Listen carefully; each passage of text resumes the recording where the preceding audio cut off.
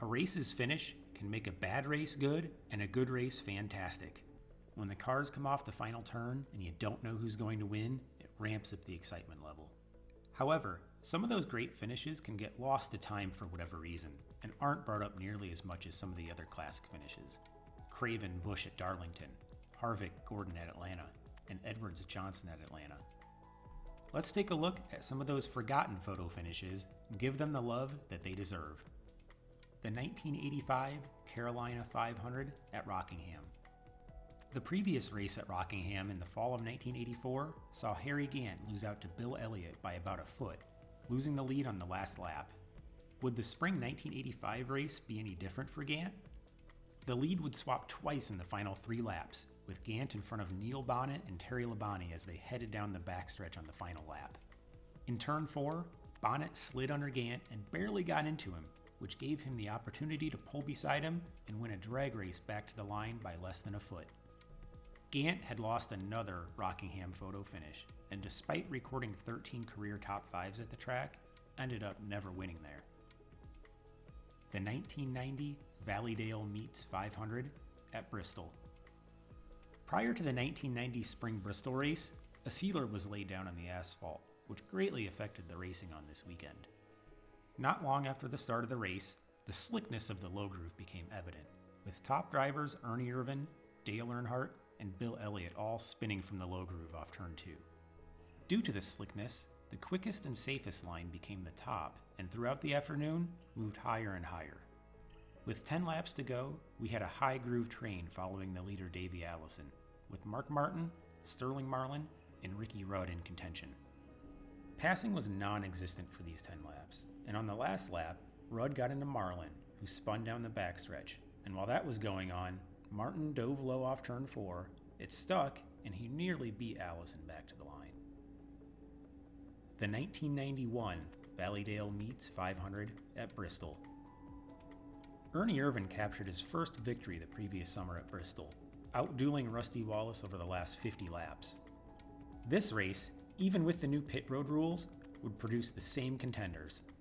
With 23 laps to go and double file restarts in effect, Rusty would grab the lead from the inside lane and hold it until the last lap.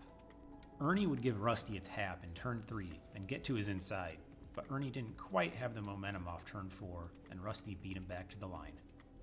While it hadn't happened at this point in time, with the bump and run losses of 1997 and 2002 coming, it was just this close to Rusty having 3 Bristol bump and run losses.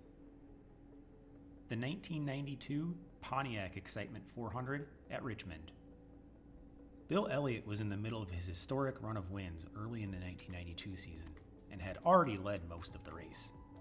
For a while, it didn't look like he'd be challenged after the final restart with just over 50 laps to go. However, Alan Kowicki restarted 5th and slowly made progress toward the lead. He chased down Bill and was able to get to his inside a couple times over the last 5 laps. He saved his best run for last though, pulling even down the backstretch on the final lap and getting a good run off turn 4. Bill would have better drive from the outside lane though and just edge Alan to the line. These guys always raced clean, and it was great to see a clean side-by-side short track battle for the win over multiple laps. They bumped just once, coming to the line. Also, about 8 months later, these guys would end the season battling it out for a championship. The 1994 Pepsi 400 at Daytona. Jimmy Spencer and the McDonald's Ford. What driver's sponsor combination could be more fitting? Spencer would need to work his way through the lead pack to have any shot at winning, running about 15th with 35 laps to go. Within 10 laps, he made his way up to 7th and within striking distance of the leader Ernie Irvan, who had the dominant car all day. Spencer would keep gaining positions, moving all the way to 2nd with about 10 laps to go. From there, he worked with Ernie to pull away ever so slightly from the rest of the pack, and on the last lap, ran high in turns 1 and 2 to gain some momentum down the backstretch. Spencer would make his move to the inside, and the two would run side by side the rest of the lap, with Mr. Excitement just beating Ernie back to the line to take his first checkered flag in the Cup Series. The last lap was also the only lap he led all race. He'd collect a second win just a few races later at Talladega, which would also be his final career victory. the 1998 Exide 400 at Richmond. When Jeff Gordon ran up front in 1998, you were just expecting him to somehow win, even if he didn't have the dominant car. If you weren't a fan of his, you definitely wanted him to lose.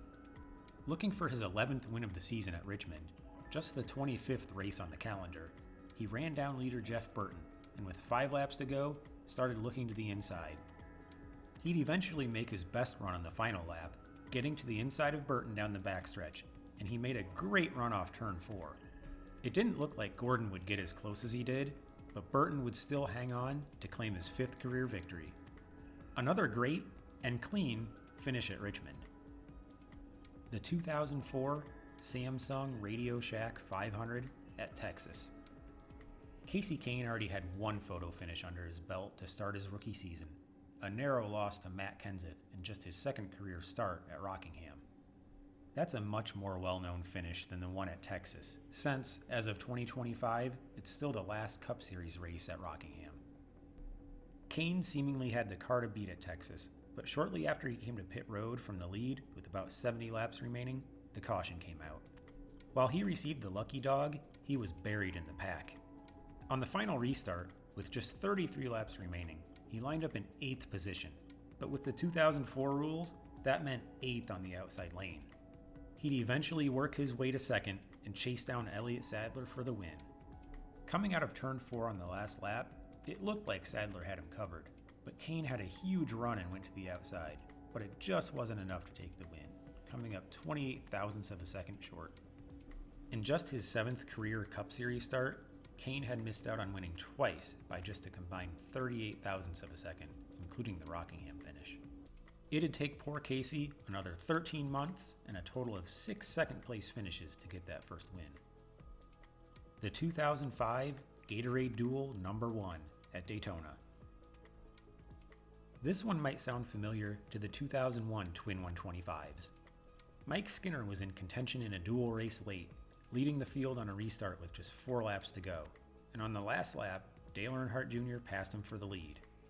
But Jr. got that lead because of help from his teammate Michael Waltrip, who ran second and backed up just a bit in turns 3 and 4, which gave him a big run to the line, getting to Jr.'s outside and taking duel number 1.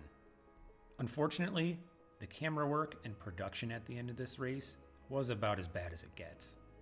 It looked like they kept wanting to show about 3 different things at once, but they didn't really show any of it and missed that fantastic finish live. Replays did at least show what happened though, so it'll look a bit better here. This would end up being Waltrip's last career victory of any kind in the Cup Series. The 2005 Ford 400 at Homestead.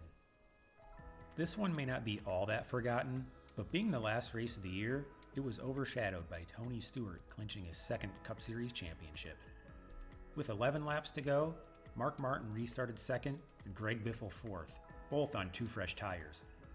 Dave Blaney didn't pit and was the leader of the race. Mark struggled to get around Blaney, and with 8 laps to go, Biffle made a bold 3-wide move up the middle to grab the lead. Mark would keep pace, however, and on the last lap would move to the inside of Biffle. The two would run side by side the entire lap, with Biffle just edging out Mark at the line. The win, the 6th of the year for Biffle, would give him 2nd in points as he tied with Carl Edwards but won the tiebreaker on number of wins. Jack Roush's cars ended up finishing 1st, 2nd, 3rd, and 4th in this race. The 2016 Sprint Showdown at Charlotte. This is a more current one, so it may not fall into the forgotten list for many of you, but I didn't remember this at all, and it's 2 in the same race. How does that happen, you may ask? Well, the Sprint Showdown is the preliminary race to get into the All-Star race, with non-winners from the previous year battling it out. The race is split into 3 segments, with the winner of each segment and 2 fan vote winners advancing to the main event. Chase Elliott dominated the first segment until Michael McDowell spun with 5 laps to go.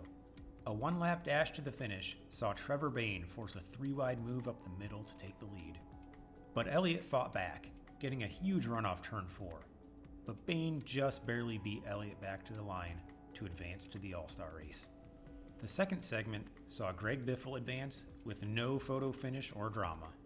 Before the third segment began, everyone pitted, many for 2 tires, but Elliott took 4 and restarted 10th with just 10 laps to go.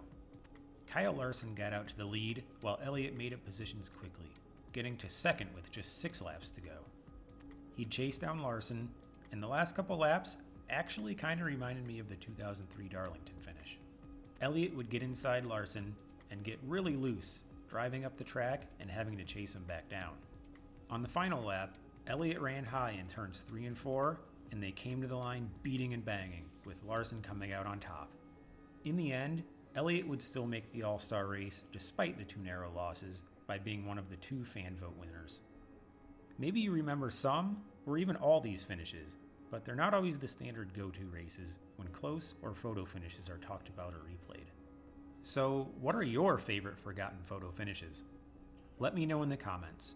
Thank you so much for watching, and don't forget to smash those like and subscribe buttons.